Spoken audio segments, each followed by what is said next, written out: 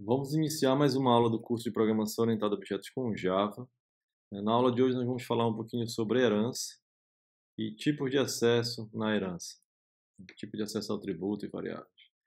A herança tem uma origem relacionada às características genéticas, né? Pode ser, vamos dizer assim, uma inspiração às características genéticas, onde nós temos, vamos supor, um pai com características, né? Cor de olho, cor de pele, cor de cabelo, e eu tenho essas características que são passadas para os meus filhos. Por exemplo, cor do cabelo, cor do olho, cor de pele, altura, essas características genéticas todos vocês sabem, né? A nível de programação orientada a objeto, o que significa isso, né? Pô, como é que eu vou passar características, né? O que isso importa em si? Então, na orientação a objeto ou em programação em si, nós tentamos modelar, através de classes e objetos, características do mundo real, objetos do mundo real, né? Então, a orientação a objeto vem muito relacionada a isso. Então, vamos pensar assim, geralmente os exemplos estão relacionados ao animal. O animal, ele herda algumas patas. Eu não gosto muito desse tipo de exemplo, né? Vamos tentar levar para um lado mais prático, né? Então, eu tenho um usuário, né? Que ele pode ter atributos aqui, sei lá, um login e uma senha, certo? Isso foi definido, sei lá, isso aqui é do tipo string, esse também é do tipo string. Eu posso ter diversos métodos nessa classe. Quando eu digo que a classe mãe, né, todas as informações da classe mãe, ou seja, todos os atributos, tudo que foi definido pela classe mãe, eu estou herdando nas classes filhas, eu estou querendo dizer o seguinte: olha, eu não preciso reescrever esse código. Já está tudo definido aqui em cima. Tudo que foi definido aqui em cima, a nível de atributos e métodos, eles já estão dentro da classe filha implementados porque ele herdou esse comportamento, certo? Então, qual é a vantagem? Assim, seria tipo centralização e reutilizar códigos. Só que isso tem vantagem, desvantagem, limitações e assim vai. Mas a ideia básica é essa. Em Java, né, nós temos classes, sei lá, a classe A e a classe B. Como é que eu digo que uma classe herda da outra? Ou seja, essa aqui é a classe, vamos supor, pai, mãe, ficou horrível aqui, né? E essa aqui é a classe filha. Como é que eu digo isso? Basta eu dizer o seguinte: classe B extends classe A. Basicamente é isso. Só na definição basta eu fazer isso. Em Java, assim como outras linguagens, né, eu tenho herança simples.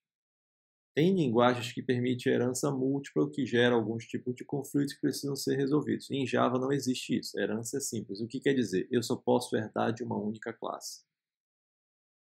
Existe a questão das interfaces, que são outras coisas. Eu posso implementar diversas interfaces. Isso não tem nada a ver com herança, tá? Herdar, herança, eu só posso fazer extend de uma única classe, certo? Antes de a gente pular para o código, eu sou tipo Java Tip, né? Tipo dicas de Java. O que eu preciso aqui? No código a gente vai fazer comparação de string, né? Então o erro de iniciante em Java é comparar string assim, com símbolos de igual dupla, com uma comparação de um inteiro. O que é? Vamos pegar dois cenários, né? Eu tenho duas strings aqui, S1 e S2. As duas estão apontando para o mesmo objeto. Aí esse tipo de comparação retorna true. Se não, eu tenho que usar o ponto equals. O que é isso? É um método. A string é uma classe em Java. O ponto equals é um método dessa classe que ela faz a comparação caractere a caractere.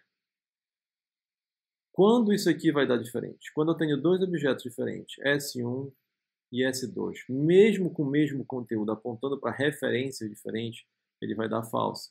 E esse cara aqui vai dar true, certo? Então, para ficar garantido, sempre que for fazer comparação de string, usar o ponto equals, certo? Não utilizar o duplo igual, correto? O que a gente vai fazer agora? Não, vamos criar um projeto Java, né? Vamos criar um projeto Java, sem ferramenta de build. Vou colocar na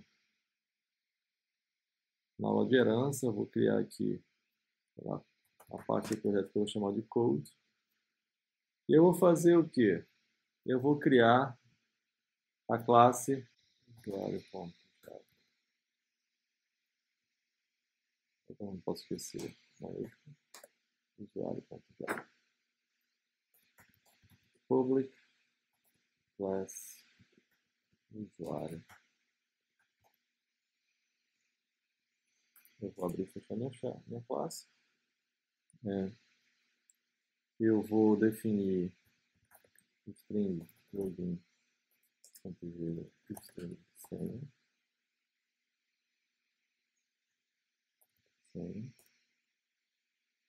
E eu vou fazer um teste aqui. Bem aqui no método main, eu vou fazer aqui usuário do meu usuário. Aí eu posso fazer o ponto login recebe, sei lá, admin. E eu posso dar um system out nisso aqui. Só para mostrar para vocês que está funcionando. Esse código vai rodar. Então eu vou fazer isso aqui. E o código vai rodar. Ele vai me imprimir admin. Demorou um pouquinho, por causa do meu computador aqui, eu imprimi admin. O que eu fiz? Eu criei um usuário, atribuir diretamente o atributo que não é correto, mas depois a gente vai corrigir isso, e simplesmente imprimir. Tá, o que eu quero destacar aqui é o seguinte, new usuário. Eu estou chamando um construtor, mas eu nunca defini esse construtor. Certo? Isso é importante vocês entenderem. Quando você não define um construtor, por exemplo, quando eu não defino um construtor, o que o compilador vai fazer para mim? Ele vai fazer isso aqui. Public usuário. Ele define um construtor vazio que não faz nada e chama super. Ele faz isso aqui, por baixo dos panos. Tá? Por que isso é importante? O que ele está fazendo? Ele está chamando o construtor vazio. O que o super faz? O super nada mais é do que um atalho para chamar o construtor vazio da classe Py. Como eu não defini nenhuma herança aqui em cima, a classe Py é a classe Object, certo? Lembra aquela hierarquia que a gente explicou da aula passada? Então, quando eu não defino nada, o construtor faz isso, certo? Ok. Só que eu não quero isso aqui. Eu quero definir, fazer uma alimentação. Eu vou sobrescrever isso aqui. Vou fazer uma string s. E em vez disso, eu vou fazer login, recebe L, this.senha, recebe S. Quando eu defino qualquer construtor que seja, mesmo que não seja o construtor vazio, o meu compilador já não gera mais para mim um construtor vazio. Correto? Então, o que eu vou fazer aqui? Eu vou fazer mais um método aqui. Public boolean autenticar. Né? Vamos dizer assim. Vamos imaginar que esse usuário vai ser alimentado como se estivesse do banco. Né? Essa classe vai ser preenchida como se estivesse do banco. E eu vou fazer um método autenticar que vai pegar as informações que vêm de um formulário da internet e vai verificar se bate com a do banco. Né? Então, eu vou verificar, eu vou receber dois parâmetros, um login e uma senha, e vou verificar se é igual ao meu objeto que está em memória que veio do banco. Então, o que eu vou fazer? Se o meu this.login.equals for igual ao meu L, e, ao mesmo tempo, this.senha.equals for igual ao meu S, eu faço algo. O que eu retorno? Retorno true. A senha e o login bateram. Caso contrário, eu retorno false. Certo? Então, nós definimos uma classe super simples, que tem dois atributos. Ela tem um construtor aqui que recebe esses atributos e eu tenho um método autenticar. Super simples. Vamos lá verificar. Então, meu usuário agora não é mais um construtor vazio. Verifica que o editor está reclamando aqui. Então, eu vou colocar aqui admin, que vai para o login. Eu vou colocar uma senha aqui. 1, 2, 3. Eu não tenho validação de senha nenhuma, então qualquer coisa funciona.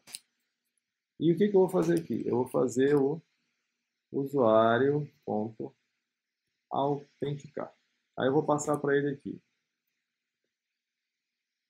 admin e a senha, eu vou passar uma senha vazia. Bora rodar e verificar. Ele deveria retornar false. False. Porque a senha não bate. Se eu passar 1, 2, 3 e rodar, ele retorna true. Para isso ficar mais bonito, eu vou fazer aqui um system out aqui. do U só para dizer quem é esse usuário. Vai rodar isso aqui. Aí está imprimido aqui o sistema, porque nós não sobrescrevemos o toString. Então vamos fazer isso agora. toString. Eu só quero retornar, eu vou dizer a classe que eu estou, classe usuário, dois pontos, e eu quero, basta login, login. Eu quero saber quem é o usuário, não quero mostrar a senha dele. Vou tirar esse comentário aqui, certo? E vou voltar aqui e rodar novamente. Pronto, eu estou na classe usuário, meu login é de mim e ele passou na minha autenticação. Tá, mas o que nós estávamos conversando aqui no slide? Nós estávamos conversando que para fazer herança em Java nós temos que usar o extend. O que nós vamos fazer agora? Nós vamos criar uma nova classe, vou chamar de funcionário, Java, classe funcionário. O que eu vou dizer aqui? Eu vou dizer que ela herda, extends usuário. Tá, quando eu faço isso, por isso que eu expliquei aquela questão do construtor. Isso é um erro comum que aconteceu. O que o compilador faz? Quando eu tenho a classe funcionário sem nada definido, o compilador faz isso também. Funcionário, construtor vazio, que eu invoco o super. Mas o super sem parâmetro não existe, porque a classe de cima dele, a classe mãe dele, é a classe usuário. Então, eu teria que passar pelo menos dois parâmetros. Mas vamos chegar lá. Então, eu não quero um construtor vazio, e esse erro vai sumir se eu definir o que eu quero uma string login, string senha. Eu vou colocar mais um parâmetro aqui, eu vou colocar uma string, sei lá, CPF do usuário. E eu vou colocar uma string CPF. String CPF. Correto. O meu super, ou seja, eu vou chamar o construtor da classe de cima, ele recebe dois parâmetros, que é o login e a senha. Eu faço isso, já acabou. Tem que ser a primeira instrução, certo? Do construtor chamar o super. Só que eu preciso ainda alimentar o meu CPF, que vem da variável local CPF, que poderia ser qualquer outra sigla. Correto? Ou seja, o que eu estou fazendo aqui? Eu estou recebendo o parâmetro do meu construtor e jogando para a classe de cima, onde está a definição dele. Então, o que a gente vai verificar aqui? Vamos lá. Eu posso criar um novo funcionário, uma nova funcionário F, new funcionário, onde eu tenho, sei lá, João, senha, 1, 2, 3, 4, só para ser diferente. E o CPF, eu vou colocar alguns números.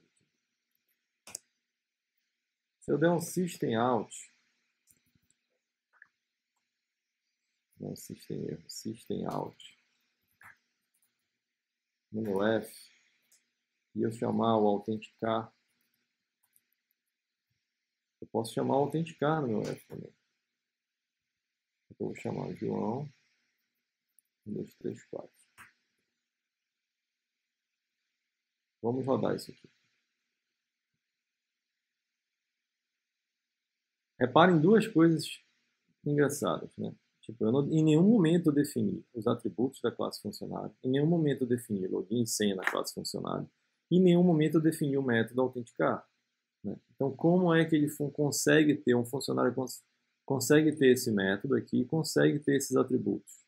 Porque, e olha aqui, ele está imprimindo a classe usuário, o toString da classe usuário. Como é que funciona o toString? Outra coisa, toString. O toString funciona de baixo para cima, então ele vai pegar a referência e vai procurar de baixo para cima. Se eu implementar o toString aqui, classe funcionário, vou colocar mais, vou colocar login, vou dar um espaço CPF.